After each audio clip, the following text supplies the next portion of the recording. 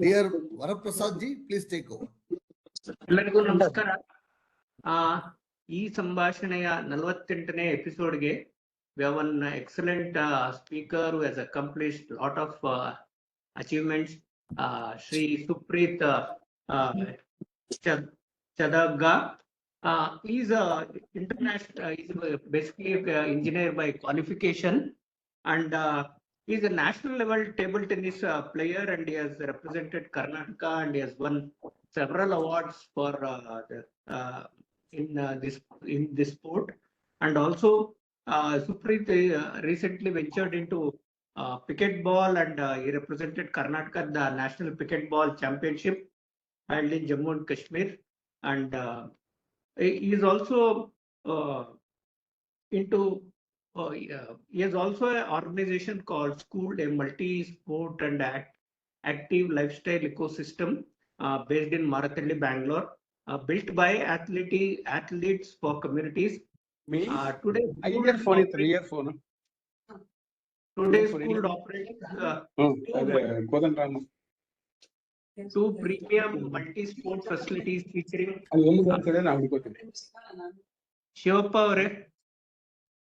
Shivappa ji, please mute yourself.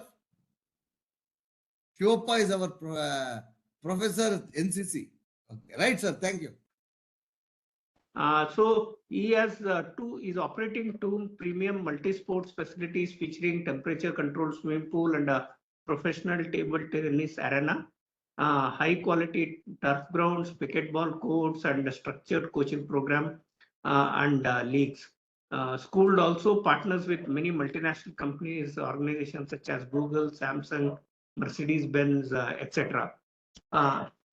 Supreeth, from this organization, Supreeth and his team have trained over 6,000 swimmers, enabled more than 20,000 individuals to embrace active living, built a vibrant community of 800 plus monthly active members, hosted large-scale tournaments and leagues, nurtured athletes who have gone on to win state and national medals in table tennis and swimming.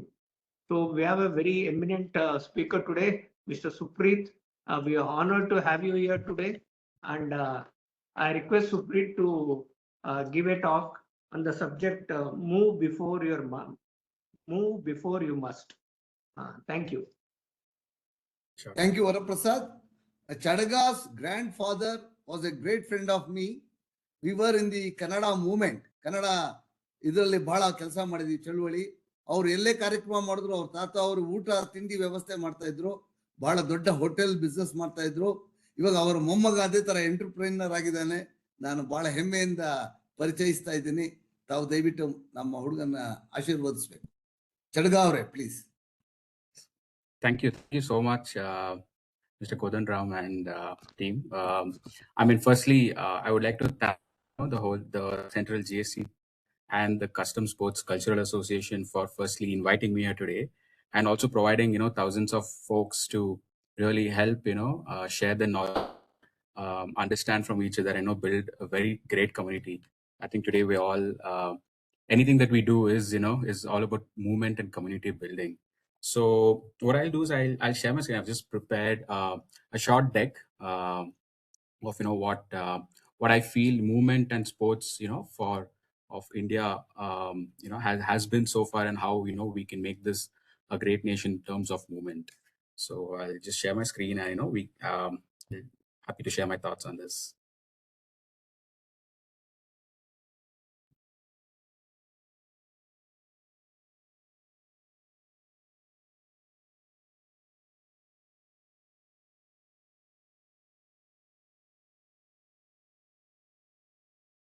Hope my screen is visible. Yeah, it is visible.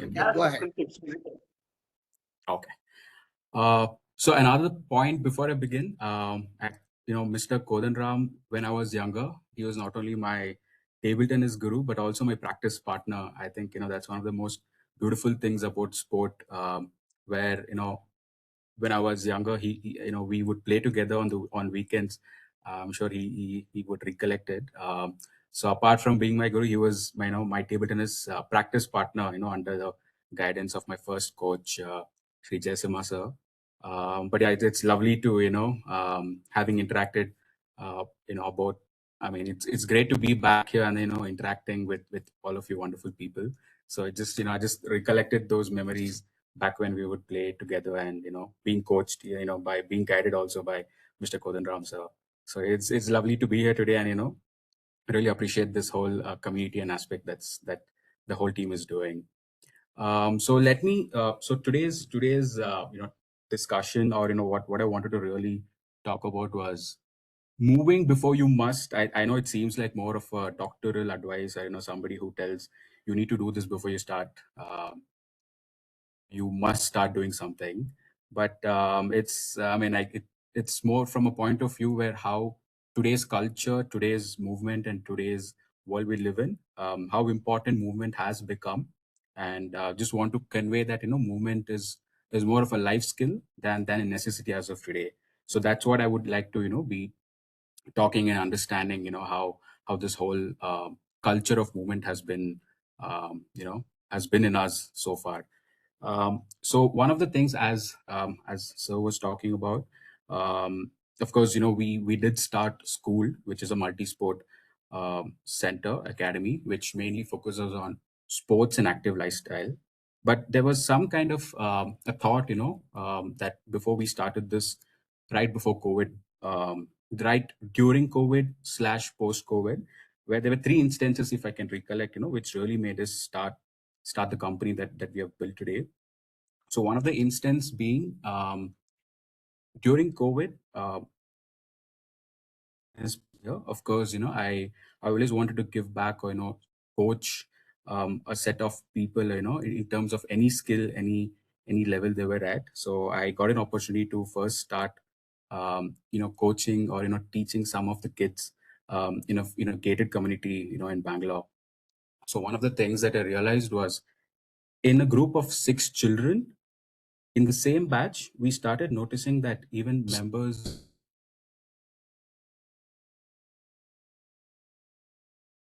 adults, butlers, we want to play. So what's playing is one thing, but getting coached is another thing, right? Because after a certain point, you don't want to listen to anyone, but rather do things that you've learned, and imply and just have fun, with the sport. But when I started noticing, what they said was, I want to take part in a corporate tournament and win this corporate tournament. You know, things that they once did before, they wanted to get back into the same rhythm back again. So that really got me thinking into, okay, fine, there are people who just want to play, but really want to excel and prove themselves back, at once they will learn something. Another instance was one of my friends who used to perform back as a child, as dance classes, or maybe at local functions, or a certain set of events.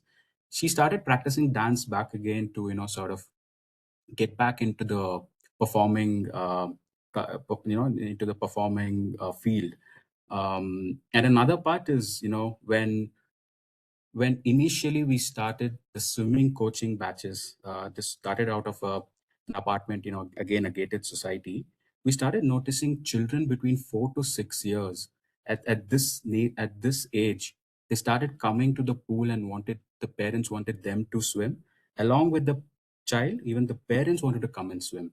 So usually we had seen the parents or adults maybe come into a pool, enjoy, relax maybe at a resort, at the shallow end.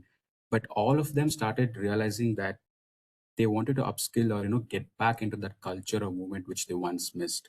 So this was something that got us awakened, and that is when we started to notice some patterns and to understand if this is a sports of movement as a business, or movement as a place for us to build a community, was to be done or not, right? And that's when we started realizing this particular number, right? I'm sure all of us still question today, out of a 1.5 billion population, what is our Olympic medal tally? Australia having a population of, let's say, 26 million, they're, I think, the top 3 performing at the Olympics. China, of course, we know that, we know the population, we know, what the Olympic tally is. Same thing goes for USA, right? But having such kind of massive population and such kind of talent, I know that none of us here would disagree that talent is not a problem. So Indian talent has been, I think, I mean, it speaks for itself. But we started to realize that it was not the talent, but it was the ecosystem that was missing, right? There was limited access for sports infra, in pathways in terms of coaching to making them take further in terms of providing them platforms. And the last bit is, poor experiences in this whole sporting infra. So we understood that this mainly was, one of the biggest gaps that there was. And one of the first things that we started was myself and my fellow founders, who are also a basketball player and international swimmers, we started to pitch in ideas about what could have been better when we were training, and then bring that back into this grassroots level sports coaching. So that's what, we started to really bring in from the elements of when we were getting coached versus when we went for tournaments versus when we went to collect medals, or when we went to even train every single day to our academies, what all we could bring, and so that we could have the next set of generation get all this, and not just the kids, but we wanted anybody of every age to sort of have this experience, right? So what I feel, what we started doing was exactly, the 2 points that I just noted down, I mean, that I just spoke of, is simple but effective infra. So initially, when we would play table tennis, lighting never mattered, the way the tables were placed never mattered. Things that we spoke of as infra were given as reasons. But today, everything, right from the way that, the whole arena is built, the way the courts are structured, the way water clarity is maintained in pools, to, the way you wake up and come back every day for the game really matters. So sports access, sports infra, and the way that we train the whole coaching methodologies was something that we really focused on. So today, in we started this journey in 2022, and so far, we've been able to help close to 5,000, 6,000 swimmers, learn right from being confident in water to, many people finishing their Ironman lifestyle championships, and, lot of open water swimming. So this was something that we noticed, and, of course, I'll be sharing some moments of, of building Scooled, and how, the way that we are trying to approach movement for an Indian ecosystem. But yeah, this is something that, as a snapshot, I would like to say that's we've been able to do.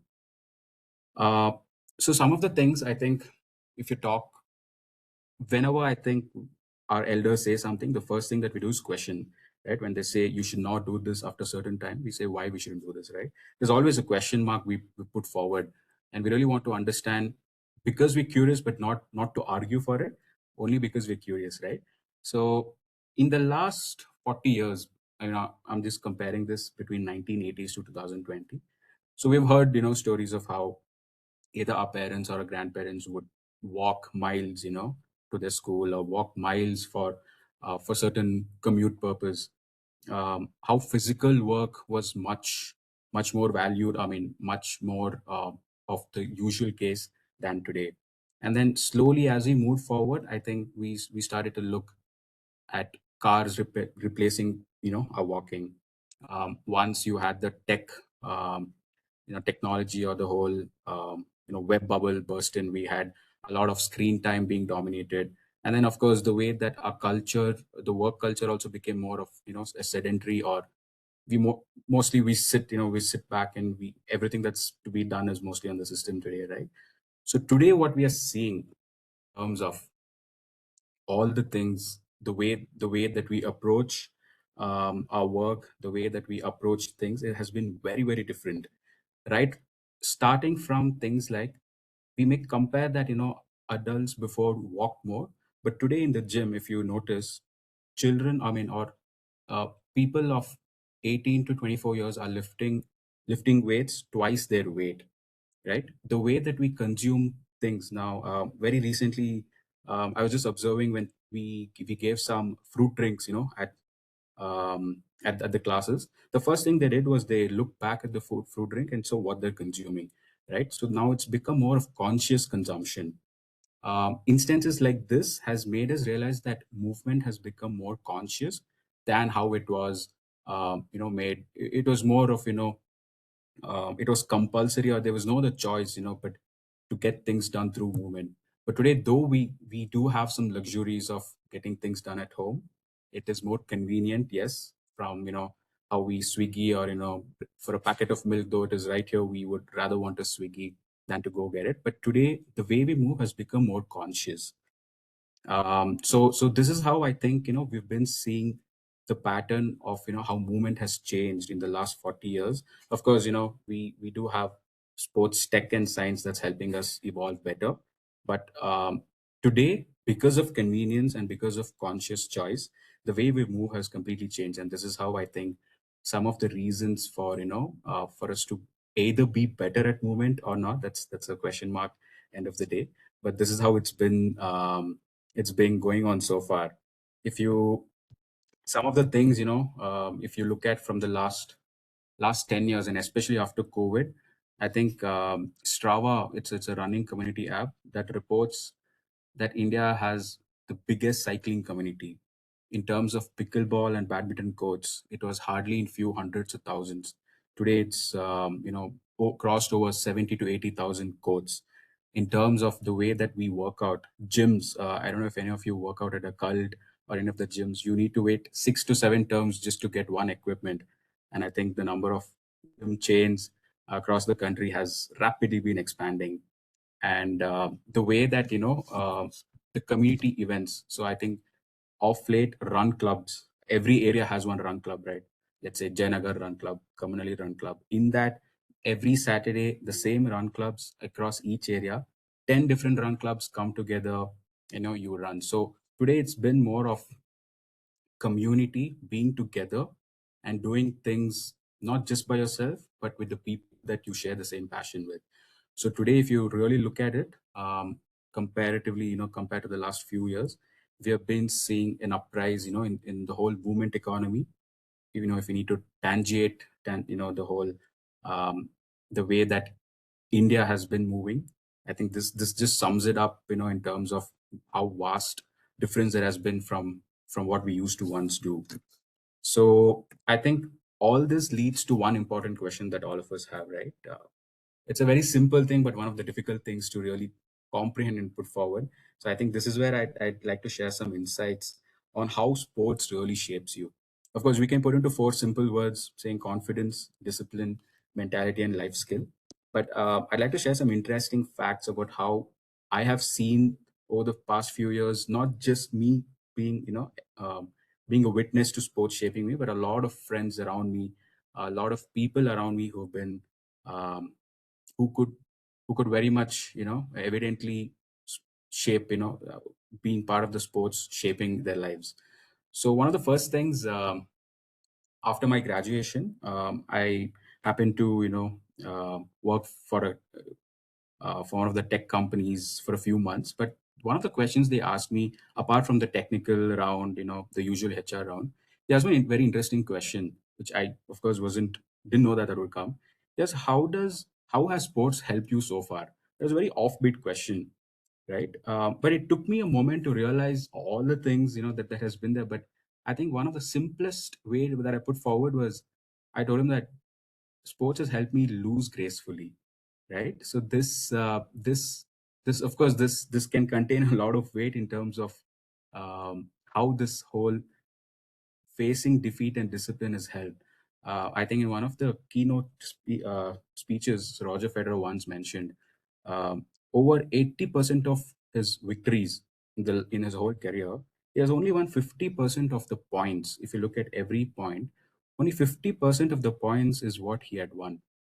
So just imagine, from 50% of the points that he won for every rally or every match that he played, he converted that into his whole career of victories, in 80% of his matches being won.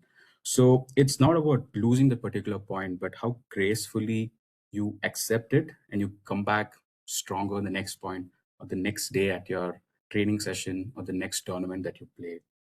Another interesting thing, when I would like to talk about, the life skill part of it, all of us, in my batch, when we trained for table tennis, many of the folks who did engineering, got a chance to go to the US, start studying for masters, and then they eventually landed getting jobs, right? But during this whole time, we understand the value of a life skill, where just by coaching table tennis in the US, right, when just by having that extra life skill and additional effort, this person really paid off his whole tuition fee, just because of the life skill that came in handy to help few more, kids or people learn a life skill.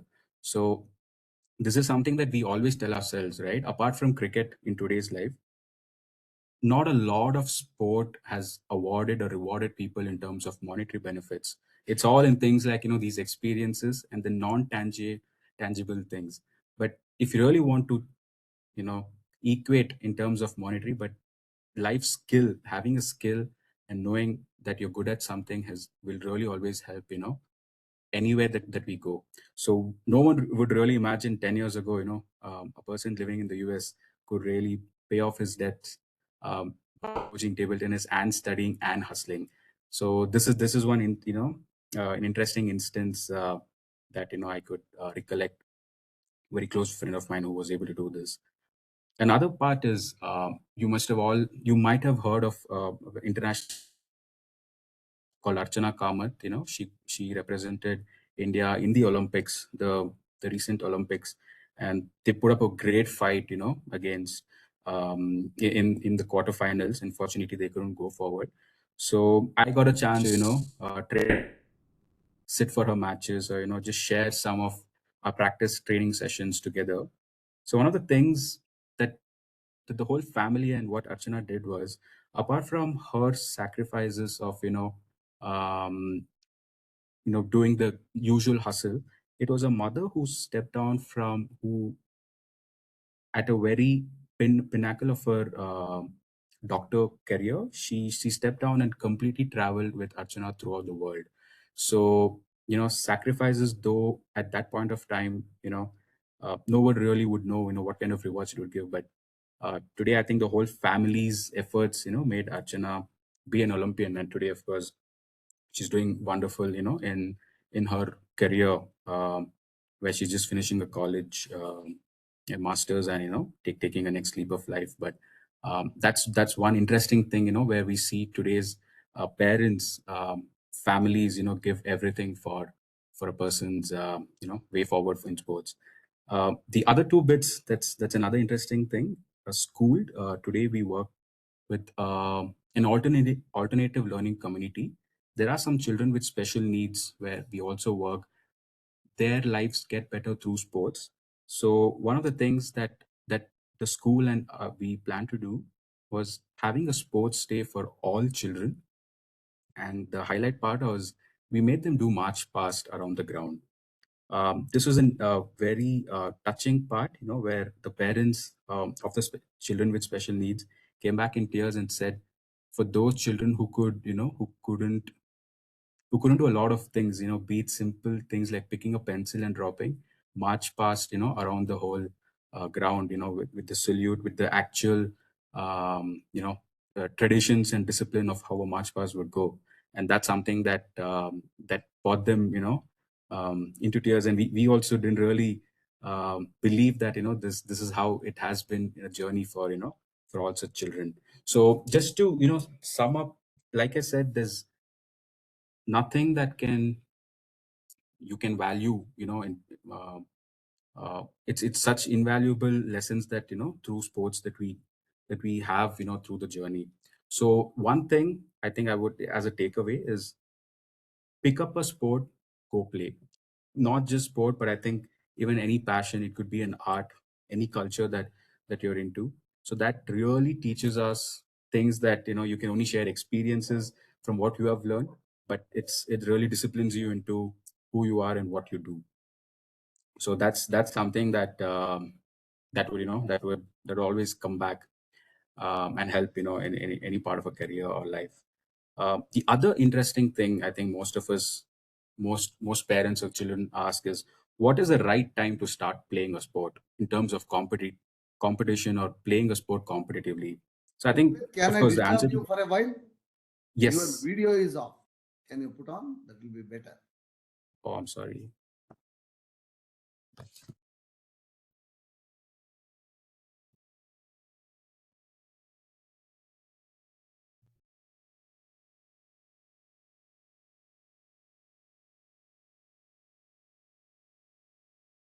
Is it?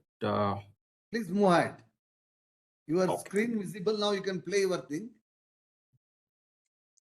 Is it Yeah. still visible? Yeah, fine. Yeah, fine with Okay. it. Please move ahead. Sorry for the Got it. inconvenience. No. Thank you for that. Yeah. So I was saying, the right age to start a particular sport. Anything that we think from a competitive point of view, or even to just come and play, never feel that there is a right age. Some of the examples, of course, today we know that Carlos Alcaraz started playing tennis at the age of 4. The top competitors, be it Sablanka, be it Djokovic, or even the international cricketers, they might have started at the age of 4 or 5, at an age where understanding skill set at that age becomes very, very comfortable and easy for them to understand the basics. But there have been many instances from a table tennis field, where Achanta Sharat Kamal, also an Olympian, international table tennis player and a medalist, he started playing only at the age of 15. And he was 7-time 8-time national champion. Still continues to play, of course, within the Indian subcontinent. But he has been somebody that proved the whole age category myth wrong. Another interesting person within our Karnataka state, he started playing only at the age of 20, in terms of men's, in the Karnataka men's championship. So there is never a right age to start competitively, or even, let's say, if you want to play casually. The only difference we've seen is children at that age get the basics or the foundation right. It sits in their minds, the way they play, the way they understand the sport, and the way they start improving. At that age is something that we see a lot of brain development and understanding the sport, from hand-eye coordination to focus and discipline. So yeah, that was something that that we get often asked. So a 10-year-old child who would want to come and start, say that is my child already too late to play the next Olympics? But yes, I mean, it's all the things that in terms of effort and guidance that's there to take this forward. So the other bit, if we have to go back to the point where why India is at a single digit Olympic medal tally versus the other countries, right? So this is where the other countries are doing different, right, from the up to down to top ladder. Though India is improving in the last 5 to 10 years, so this is exactly the different things that the other countries are doing. It all starts from the grassroots level coaching or grassroots level competitions. In Australia and US, how we have, when we play some sports tournament, we come back with a certificate and it goes into our drawers or cupboards. If you win something, a cup, it goes into your cabinets, right? That's all it was so far. But in the whole international schooling system, all these carried weight, and every person playing there is at a level where Olympics is hardly anything for them, right? One of my friends who went to play basketball at one of the local US championships, he was telling that the kids of between 8th to 10th standard, or let's say between 16 years old, really destroyed the folks who were playing, competing in the 22 to 25 years age bracket. So that's how the competition has been for them, mainly due to the college school ecosystem, and then going to their elite training. So this is something that we have seen very different, in the way that the other countries are approaching towards sport. And now, yes, because of the initiatives and the number of academies increasing, we're slowly starting to see this change. And of course, we've been seeing every sport across I mean, every medals that's backed across the different sports, be it kabaddi, be it shooting, be it the throwball championships. Most things that we never even heard of in terms of medal tally, we're bringing back, we're bagging those medals as of today. So this was something that we have observed, things being done differently in other states or in other countries versus how we have been seeing this.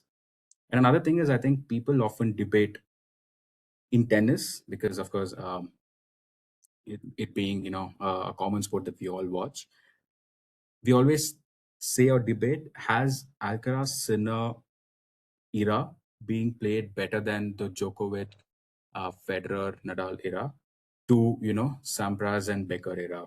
So yes, we've gotten a lot stronger in terms of our strength, focus, the way that we train. But of course, every generation's become more athletic, more scientific, and, more intense. End of the day. And another example of the way that we have been seeing um, people approach to this game. It's one of the facts that father would tell back in Gavaskar's era. Playing cricket, batting was all about elegance, timing, and technique. Right? He plays one ball. One run that would take at least 2 to 3 overs, or n number of balls. But today you have seen strike rotation that's being different. Today cricket involves fitness, data, strengthening, strategic analysis. So the sport keeps evolving, and even the way cricket or any sport is being approached, right? And there was another instance, or of a funny happening, which was true, where I think the Indian players finished playing, and they went to a club to party, along with the other folks, other countrymen. Um, this went on through the night, and then the next day morning at 7 a.m. when the Englishmen came and asked the cricketers, saying that you already started partying in the morning. They hadn't stopped partying from the previous night. So earlier it was an opportunity to maybe grow and explore the other countries than performing. But today you see kids going to bed at 9 p.m. Um, just knowing that tomorrow morning they wake up and they have something to prepare for. So I think the whole approach, the whole way of sports evolution has been changing, and I think that has been great. Change in terms of our mentality shift towards performance and application. So like I was saying today, sports is just not talent, but it's also science. In the last few years, we have seen better design courts. We have seen more professional coaches. Some of the things, such as in a swimming pool, we always thought that having top coaches, having better clarity of water, and providing the best infra is one of the things that can take them forward. But very recently, when I was hearing few of the coaches interact, they were talking about how we can have saliva testing machines, just because it understands the child's or the swimmer's breathing pattern, how the water hydration has been going, has been performing, and many life science techniques that can help. So things like that, to biomechanical analysis. And another bit is, we've all seen athletes and even people start wearing the Whoop bands, right? These are all fitness trackers. You want to track how you're sleeping, the way you move, what your scores in terms of strain are. So all these things, including the sports science, is really becoming a deeply integrated part of a lifestyle. And the way that um, the the way that communities are approaching towards movement and sports has been phenomenal in terms of just the way that they want to get better or to feel better from the daily lives that we are in. Some of the things that even Schooled we have approached and started doing is a fun event called Adu Odu, right? In English, it's translated into run and play. So these are things where it makes people to not just be by themselves, but run with a similar minded community, come back, play a sport, and then continue a day. There are concepts called open plays. A lot of systems today allow you to, maybe if you are just by yourself, join a group of people playing that game already. You connect with like-minded people, and you start playing the sport. I think we've seen more than 20-30 friendships and bloom and evolve by these systems. And we have seen, like I said earlier, a lot of adults who once played or performed coming back, and who still want that stage, or the performance feel come back into life again. So these are such things which is becoming a lifestyle. There's a community moving around. People, we have been seeing people return back to things that they once did. So I think what I'd like to say from this, and as a message, or for people who really want to pursue this, and especially for parents who have children taking part in a sport, the most important thing, yes, it's a said thing, support them and guide them. But we have seen a lot of parents getting involved, to control the journey, but letting them free. So this is, I think, parents' role is not to become a coach, but to be that emotional cushion of helping children, and helping them take this forward. So the whole idea of movement, is not just about six pack abs, or um, having very quantifiable metrics to show, but it's all about the independence and freedom you get by moving. Today we see something beautiful happening, or in terms of how adults, kids, and young folks are taking movement not just as fitness, but treating it as a sense of growth and independence to move. One of the interesting things that we are seeing today, earlier in table tennis, we only would see categories up to 50 plus or 60 plus. Today, there are individual categories and houseful tournaments that go for 60, 65 plus, 70, 75 plus, 80, 85 plus. So we have been seeing even seniors, the senior also come back and just have fun and basically move. Especially in foreign countries, the courts, the pickleball or the badminton courts between 10 to 2 p.m. is house full again, with all the seniors playing around. So I think people want to stay active longer, and I think that's the real goal of movement, or being able to play, or do something that you love, before life forces you to. So I would I'd like to again take this opportunity to thank the whole community for giving me an opportunity to help share my thoughts. And I'd like be happy to, if there are any questions or understand and learn from each other, would love to take that up. Thank you, Supreet. We have an international sportsman, Dhirendra Sudev. Sudev, sir, can you just and we have other sportsmen also. Sudev is our athlete of a very high repute in our department. Sudev, it's for you. Just to talk to our today's speaker, please. Hello, Supreet. It was very nice to listen to you. I really enjoyed all that you spoke. It's a good motivating thing for the youngsters. Thank you. Sudev is seen like one kind of a mentor for the whole society. In fact, I used to take my son regularly early morning 4:30 to his house, where he will run with him, do gym with him. And even now on every Sunday, we meet at GKVK. He is a passionate man. Yeah. He has participated in many international sports events as a long distance runner, and he has brought a lot of laurels to India. That's for you. He's a man to look at, and you can make him a kind of a guide for your future things also, because he is also an engineer from BMS, but a sportsman through his career now, and also is one of the best officers of our department. Sudev, sir, lovely to anything else? Thank you very much. Lovely to hear that. Anybody has any other issues? Supreet, I have one question for you. Yes, sir. See, lot of us are 50 plus, and we have been going only for a walk for several years. We are not active in any other sports or anything. Is it okay to take up any sports after 50 when you are not done it for a long period of time? Right.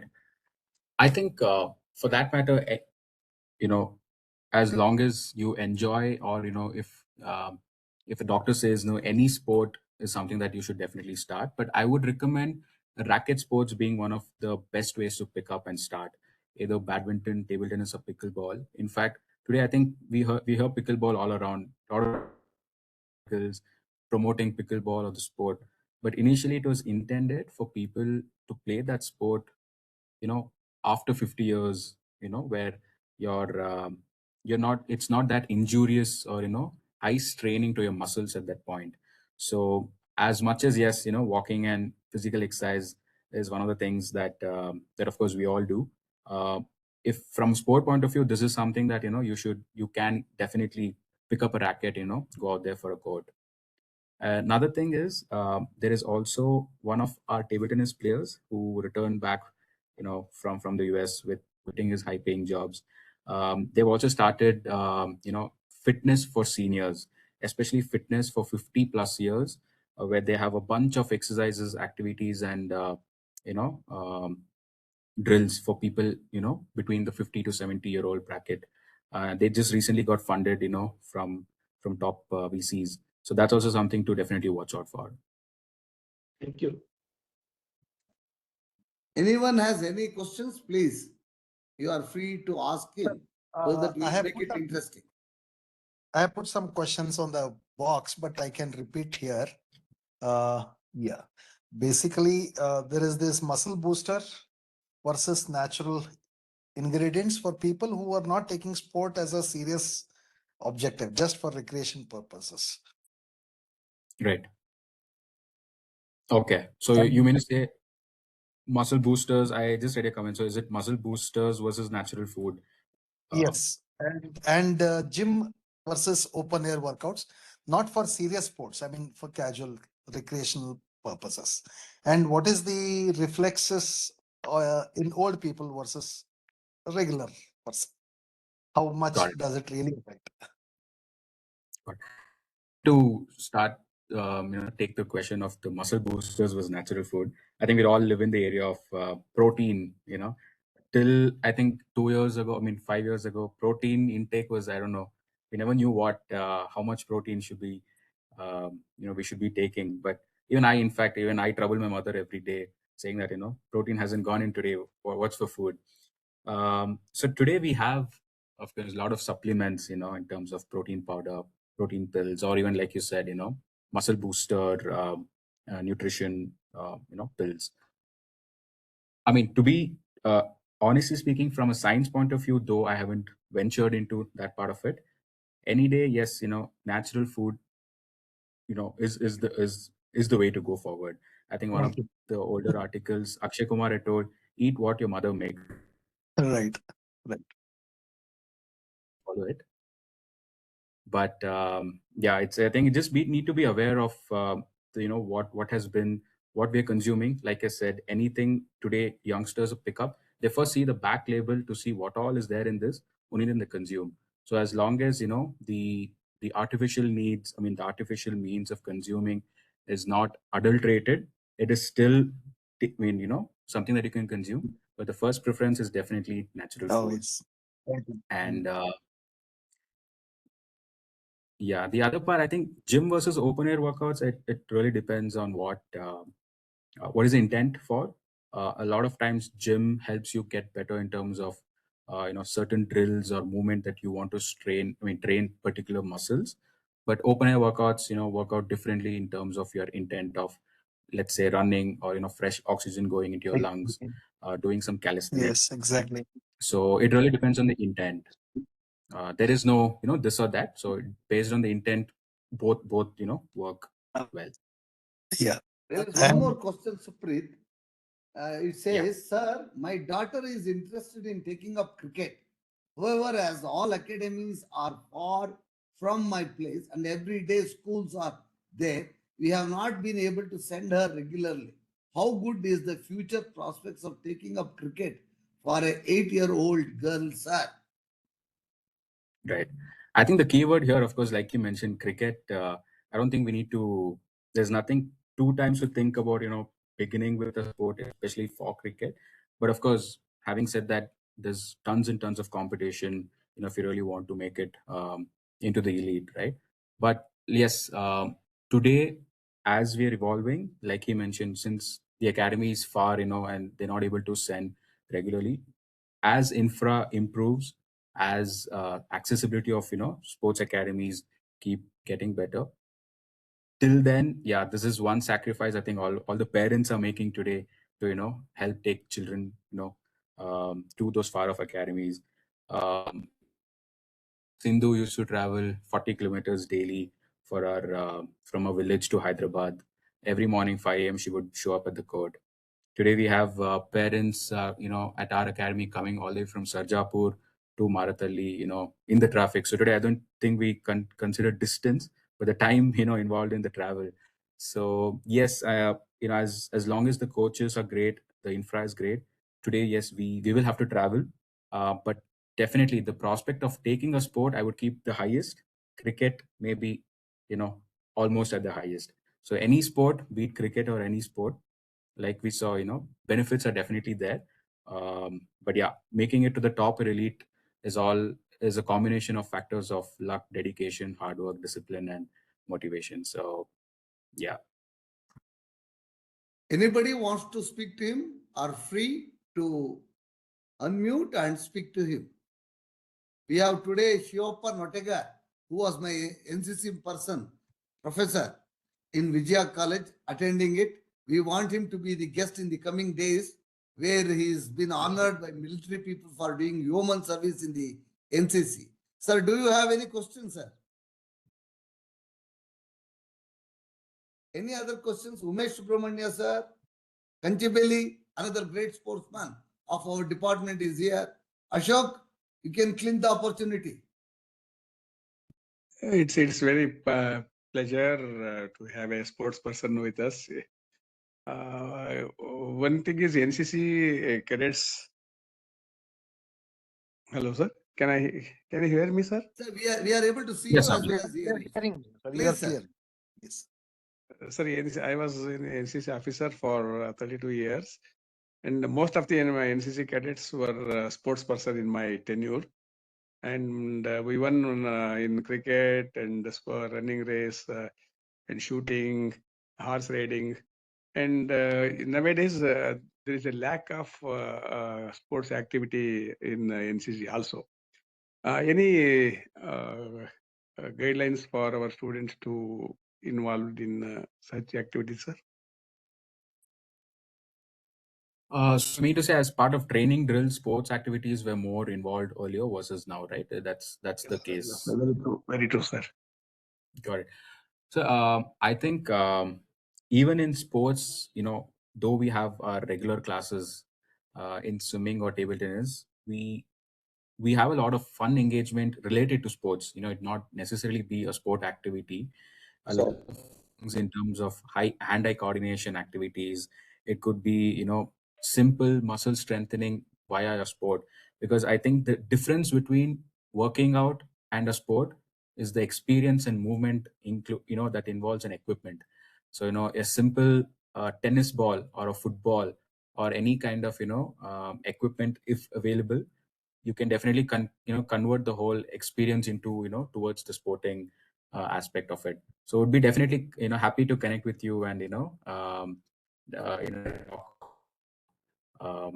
we can see different activities that can get introduced, probably, in terms of a sporting experience. But yeah, there's definitely tons of ways to do so. Very nice of you, sir.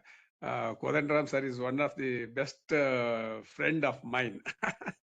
Oh, lovely. And today we are so happy to see you also. Sir, thank you. Likewise, Thank you sir. so much, sir. Okay. No, thank you. Anyone Pleasure. else have anything to share, please? Yeah, Subramaniam, sir. I am 70 plus, and recent times I've got problems with knee and sciatica or whatever, back problem and all those things. So because of that, some physiotherapist has prescribed some simple exercises with small weights, not even weights, with rubber strip you can do the things, and walking also. But walking, sometimes it's okay for 1 kilometer. Earlier, I used to walk 5 kilometers minimum, but now it is 1 kilometer also very difficult to walk. But I don't leave it. morning and evening, I make it a point to walk at least 2 kilometers, 1.5 kilometers. And Nice. in the morning between 4, 5 and 6, I will complete my exercises, upper body and lower body exercises with some stretches and whatever he has told about the knee and other things. Still, I feel that I'm not fit enough to things. And I had a major surgery in 18, and I have recovered a lot. No problems at present. Still, the weakness part, in spite of taking good food and good fruits, everything, and I'm not into any supplements or anything like that, not even B vitamin also. So how to get over this type of weakness or muscle strengthening exercises, though I am doing, I'm not getting the best results so far. Got it. So what best I can do to make myself more fit, so that if I become fitter, I will be more enthusiastic. Otherwise, I am since 2 years, as Kodendra might have seen, I am in a shell. I am not able to move around. I am not. Earlier, he was a right hand for our association, running around. I'm not Now we are enthusiastic. missing him. So first many of all, you're times already doing a lot of great things in terms of movement. I mean, that itself is lovely to hear.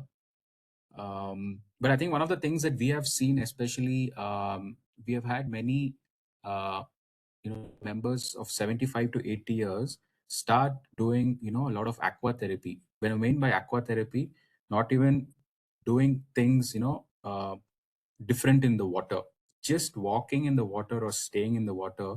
We have seen them help, improve their spine, issues in the spine, disc bulge, knee problems, just by being in the water. In fact, even we athletes, when we play or have intense sessions, we come into the water, and all of us believe that water is one of the natural therapies for any issue that we've had in the body. So we have seen big differences in folks between 65 to 85 years also, who come to the pool for the purpose of improving their walking lifestyle or any aspects related to joint pains. So I think if you haven't tried being in the water, just staying in the water, you need not know how to swim. In the shallow end, do same walking in terms of moving 10 to 15 meters. We have seen a lot of differences and help in this age category specifically. I can go to a swimming pool and do it. Yeah. Now, So there are some climate-controlled trainers. pools are also there. Okay, I will try that. Thank you. Sir, where do you stay, sir? Ishwanpur. Sir, Yeshwantpur. Okay, there is one on in Malleshwaram, sir. It's on the 5th floor after St. Cluny Convent. They have a pool which is just around 5-6 feet deep. You can start off from there, just for a suggestion. Thank you. Yeah. Thank you very much. Anybody has any questions? Please. If there are no questions, I request Vara Prasad ji to cast vote of thanks and thank our speaker and our listeners. Please. Sir, 1 second, sir. Yeah, please. It's your time. Enjoy. Come on. Sir, Supreeth, good evening, Supreeth, sir. Hi, good evening. I am Ashok Kanchibai. I am a basketball player. As you rightly told now, I have got my right calf muscle very weak. Okay. I go to swimming pool every day and walk and jump on my toes. Once we enter the swimming pool, as you rightly told, our weight goes down and it is very helpful for us. I don't know swimming, but I every day go for almost 45 to 50 minutes to do the calf muscle strengthen my calf muscle on the right side. So it is very helpful. Umesh sir, what sir has told, Supreet sir has told is I have experienced, and my physio also I told the same thing, and I'm doing it, sir. I'm doing it. Lovely, sir. Lovely to hear that. Because I'm a basketball player, I had even my left ankle is also I had strain during my playing days, and right calf muscle is very weak. So my physio had advised this aquatic. This is called aquatic therapy, sir. And what Supreeth sir is telling is exactly correct. We can relax, and definitely it will be helpful. And your lower part legs will be strengthened, sir. That much I can. I agree with sir completely. Even Rishabh Lovely to Pant, hear. when he had accident, I think he was advised this therapy also. Correct. There were some images also, I think, he had posted on Instagram, I mean, social media. Yes, sir. Yes, sir. Yes, sir. Yes, sir. Right. Yes, sir. Nice to hear you, sir. Thank you very much. Thank you, sir. I don't know, lovely that you're able to, get better and still hopes to, shoot some hoops. Would love to see you. Thank you, sir. Thank you, sir. Vara Prasad, please. On behalf of Samprabha, I thank Supreeth for a wonderful talk. It was great. I myself learned a lot of new things because except walking, I'm not doing much of other activities. It was very nice talking to you, Supreeth, and hope we'll have more sessions with you on many more subjects related to sports. Thank you very much. Have a great day. And I thank all the participants today who have participated in this session. Thanks a lot for all of you. Thank you all. Thank you so much. Thank you, Supreet. Thank you, sir. Good night, Kindly sir. convey my wishes to your family. May God bless everyone. Sure. Thank you. Thank you so much.